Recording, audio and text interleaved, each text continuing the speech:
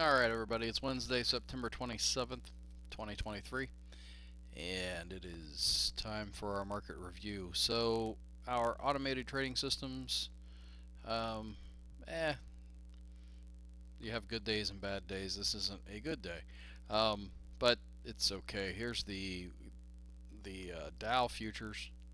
I need to get them to pop back up here and start putting in something, you know, way up here. Be great, like it has in the past. So, one of these days it will. I just gotta need to hold on and keep trading. So today's price action, or I should say, results. Looks like the Dow actually, it probably made a little bit of money today. So yeah, well, doesn't really matter. The all in is what matters. But anyways, the Russell lost a little. I think that's one trade, and it's, yeah, right there. So it's had a string of losses lately, but again, on the weekends I show the whole review.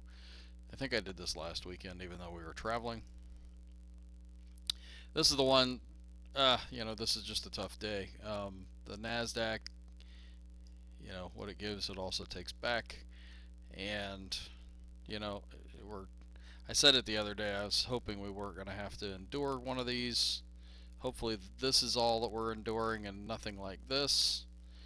We need to get up to where we start taking peaks like this again, and that's probably over here. So, yeah, rough day, but it's all normal in the scheme of things. So, the big thing was this negative trade. One rough trade. Now, these things do have stops in place. Uh, it's just when you trade 5 contracts, and if your stop is, call it, $1,000 or $1,500, that can happen. So, and that the reason you have to have a wide stop is so that you can also, you can get good gains sometimes too. I've shown you guys those where we've made 7 or 10 or however many thousands of dollars in one trade too. So, all right, enough of that. I don't usually even like to do videos on days where I lose, but it's not about what I like. Let's look at the markets, and this is the SPX, the S&P 500, the pretty much the majority of people's gauge of the overall markets. Also, tradable instruments are the ES, which is the E-mini futures of this, the SPY, which is the exchange traded fund of this, the TQ, I'm sorry, the SPXL and SPXU, I believe, are both, there they are. There's the SPXL and the SPXU, and one of them is bullish and the other one's bearish, and I believe the L is the bullish one, but the only way to tell is to go, yeah, that's the one that looks like the overall market. SPXU is the inverse if you were going to be going bearish, which would be a good move right now, or lately. It goes up when the market goes down. So okay, so let's look at the SPX, and I drew this line in pre-market today actually, and I made an alert for it for when it crossed over, and you can actually see if I extend this line. This is on the 1 hour chart to the right. Extend to the right. That it did cross above there, but you can also see a doji, because that's a sign of indecision right there. And so, nothing saying this thing can't go lower still. This tail hanging right there is a potential for that, in my opinion, because I think these tails, people see them and they think that all of a sudden that means that it's over, and it might be short term. I don't actually think it's over. Um, Going to the downside, I think it might be for a bounce, and then we can look for potential bounce up to that level right there, or this is a low, that's a lower high. We're potentially putting in a lower low. What we're really looking for, if we want the markets to be going higher again, which most people do, is to start taking out these higher pivots and start going higher and start putting in, higher highs and higher lows. So, anyways, where was I going with that? We'll know out of the gate in the morning. We can see, if this thing starts to take off to the upside, we can actually, on the hourly basis, we can start taking out this pivot. This pivot. Got to do a little bit of um, searching around really for what are the best pivots, but um, we need to really start putting in higher highs and higher lows on the hourly chart before it ever really translates to the daily, much less the weekly. Now, all that said, this weekly that's a relatively fresh new higher high up there. It just happened to go all at once, and I mean that long. These things typically, you get a big long pull up like that, you're going to pay for it. It's going to come back to about halfway, which we're getting close, if not further. I mean, and then before it can even go up, and so really that's a new higher high. We're really looking to put in an official new higher low to be able to take off and go even higher than that in the world of how the pivots should work. So all we can do is watch it day to day. And did I get it all out here? Yeah, we got to start taking out the pivots on the hourly, and once we start putting in new higher highs and higher lows, and I'm going to tell you, it could probably happen fast when people aren't looking for it. That's really what's going to happen. It's very normal. Okay. By the way, that's a 52-week high on the white line up there. So we're not really that far off of the 52-week highs, the yearly highs. The Dow actually went down still today, but also ended in, that's a hammer-like candlestick.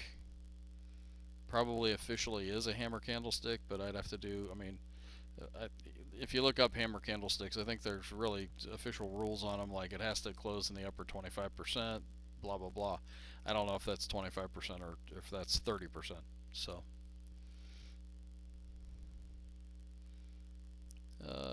we can, let's do this.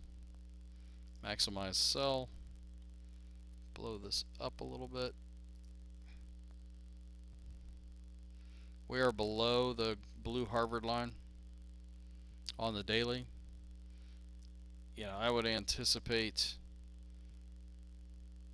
a bounce potentially to get up above that, but at this point, a longer term buy signal on the Harvard lines is now, it's dead.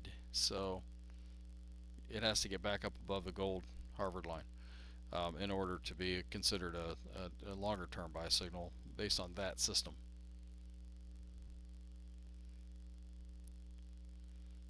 And where do we think potentially the low, or I'd say I could draw it in here.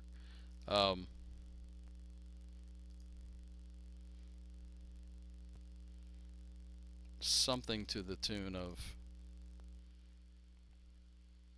that area right there.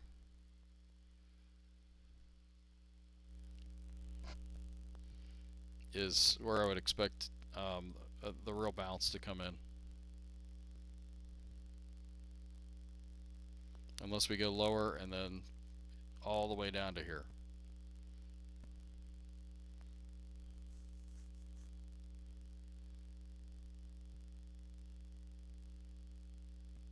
So in waves 1, 2, 3, 4, 5. 1, 2, 3. I believe that's 3 to the downside. So, um, anyways, that's what I see. And the Russell. What did the Russell do? The Russell's already down here at this level. In fact, I've got it on the IWM. I might have it on the RTY. Let's flip up there and see what we get. Come on, technology. Yeah. So we're bouncing at one of those type of zones right here, I believe. If we hang out here too long, though, it's going to negate this level. Although on the weekly, you can see a little hammer-like candlestick popping up there. And again, looking for pivots to get broken to the upside significantly on the hourly chart. And we're not there yet. These little mini pivots in the middle I don't think really count. You have to start breaking the highs. And actually we do have higher candles that are closes above these wicks, but it'd be nice to take out the actual highs too. Let's look at IWM, the tradable instrument.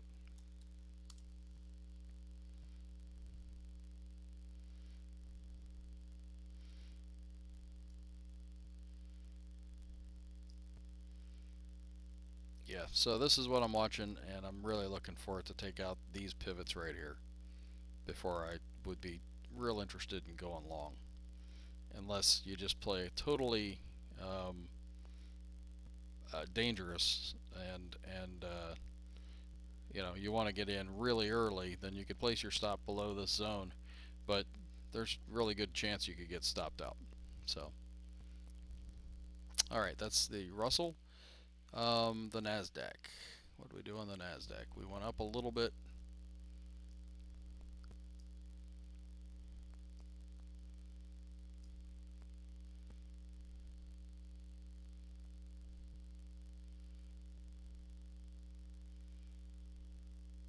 It is noteworthy that the EMAs on this side over here, I think on every one of those are still green. Let's look at the Qs, because it's the tradable exchange traded fund for the Nasdaq.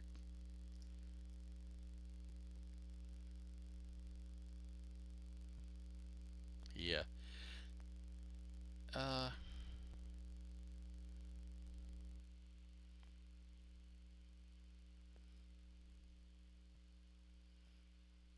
I don't think we're deep enough here yet. So,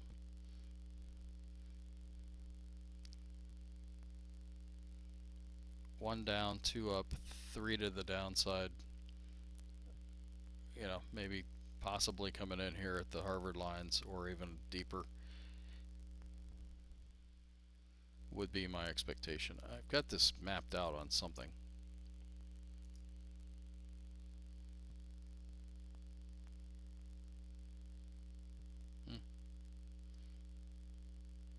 Oh well, nothing. It's real handy right now. There's a TQQQ. TQQQ.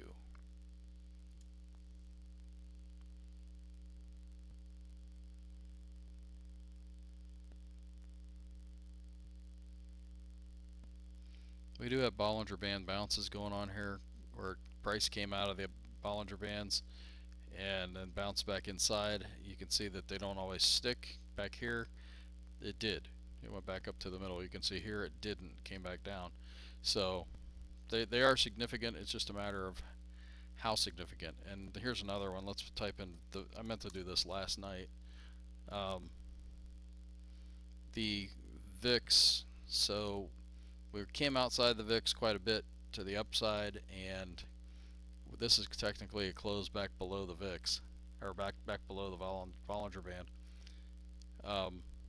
And sometimes that pulls the VIX back in, and when the VIX goes lower, the general market tends to go higher. So it didn't happen the day before yesterday. We got another kick back out, but you know, one of these days, one of these is going to come in, and then we're going to start getting lower pricing, lower values on the VIX. And we could start looking at these pivot breaks too, for what it's worth. It's not quite like a stock, but it is. I mean, it looks similar, and you got to obviously break pivots in order to be able to reverse market structure. So, all right, and then oil, I think, had a really big day today with a gap higher. So we had some nice moves on some energy type positions. CVX was one.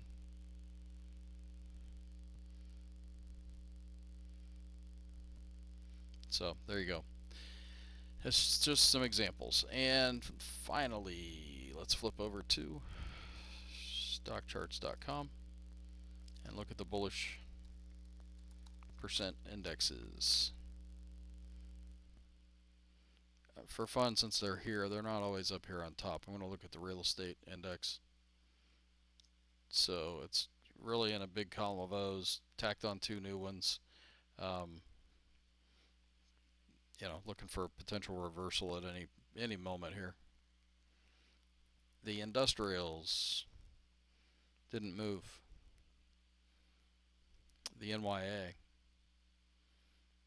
down 1.6%, still on a point and figure buy signal, at least momentarily. Transportation index, that's a point and figure sell signal, and obviously tacked on two new O's, minus 12.5%.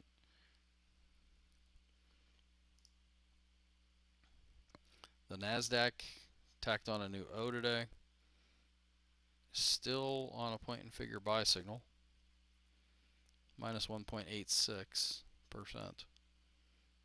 The SPX tacked on a new O. It's been in a point and figure sell signal now for a bit.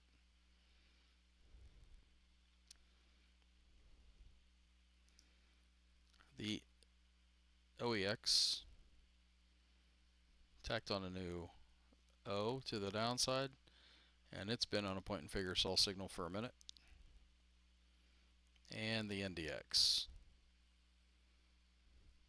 tacked on a new O, and that is still, nope, that's a point and figure sell signal at this point, because this column of O's exceeded that column of O's to the downside, although it's really marginal.